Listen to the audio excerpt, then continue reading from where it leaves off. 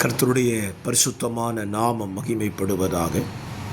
ஆசீர்வாதமான ஒரு காலவேளையில் அனுதின மன்னா என்ற செய்தியின் வழியாக இன்றைக்கு உங்களை சந்திக்க வைக்கிற கர்த்தருக்கு ஸ்தோத்திரங்களை ஏறெடுக்கிறேன்.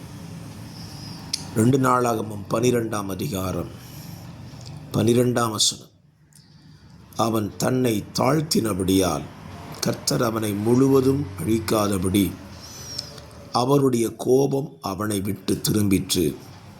யூதாவிலே இன்னும் சில காரியங்கள் சீராயிருந்தது. யூதாவிலே இன்னும் சில காரியங்கள் சீராயிருந்தது.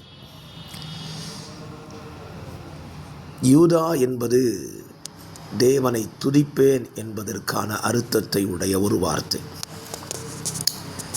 தேவனை துதிக்கிற ஜனங்களுடைய வாழ்க்கையிலே எல்லா காரியங்களும் சீராய் இருக்க வேண்டும்.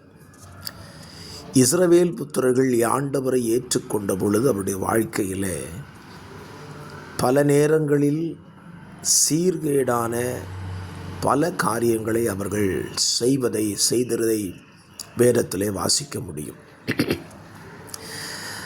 சில நேரங்களில் ராஜாக்களினுடைய ஆளுகையில் காரியங்கள் சீராக்கப்பட்டது பார்க்க முடிகிறது. ஆனால் இந்த வசனம் சொல்லுகிறது இன்னும் சில காரியங்கள் சீராயிருந்ததாம். அப்போ ஏராளமான காரியங்கள் சீர்கெட்டு போயிருந்ததை நாம் இந்த வசனத்தின் வாயிலாக அறிந்து கொள்ள முடியும். சாலமோனுடைய நாட்களுக்கு பின்பதாக அவன் மகனாகிய ரெகோபயாம் ஆட்சிபீடத்துக்கு வருகிறான். அவன் வந்த சில காலங்களில் அல்லது அவன் ராஜ்யபாரத்தில் தன்னை பலப்படுத்தி கொண்ட பொழுது கர்த்தருடைய நியாயப்பிரமாணத்தை விட்டுவிட ஜனங்களை தள்ளிவிடவும் செய்தான். இன்றைக்கும் கர்த்தருடைய பிள்ளைகளாய் இருக்கிற நமது வாழ்க்கையில் அநேகர் சொல்வதை கேட்டிருக்கிறேன்.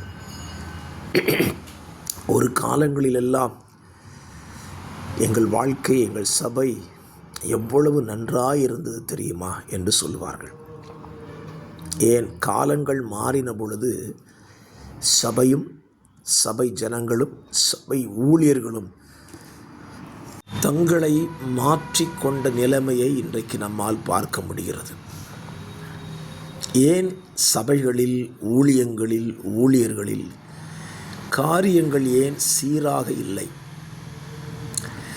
தங்களுடைய நெருக்கமான காலங்களில் தேவனை சீராய் சேவித்தவர்கள் தங்களுக்கு வசதிகளும் வாய்ப்புகளும் பெருகின பின்பு தேவ காரியங்களில் அநேக சீர்கேடுகள் இன்றைக்கு சபைக்குள்ளே நுழைந்து விட்டது. அதை நம்மால் பார்க்க முடிகிறது. நான் சொல்லுவேன், இந்த கடைசி நாட்களிலே சபைகளிலே, ஆலயங்களிலே, ஊழியர்களிலே காரியங்கள் சீர்படுத்தப்பட ஜெபிப்போம் என்று சொல்ல மாட்டேன், அதை முயற்சி செய்வோம். ஏனென்றால் ஜெபிப்போம் என்று சொல்லிவிட்டு திரும்பவும் அதே தவறை செய்து கொண்டிருக்கிறோம். ஆலய ஆராதனைகளில் இருந்ததான நற்சீர் இன்றைக்கு சீர்கேடாய் மாறிப்போனது. ஆலய ஆராதனையில் தெய்வ பயம் இல்லை. தெய்வத்தை ஆராதிப்பதில் ஒழுக்கக்கேடுகள். ஆலயத்துக்கு வருகிற வாழ்க்கை அல்லது நம்முடைய ஆடைகளில் எத்தனை ஒழுக்கக்கேடுகள், இதெல்லாம் இன்றைக்கு சபைக்குள்ளே நுழைந்து விட்டது. ஆகிலும் இந்த வார்த்தையை காலைல வாசித்தது போல இன்னும் சில இடங்களில், சில ஆலயங்களில் சில காரியங்கள் சீராய்தான் இருக்கிறது.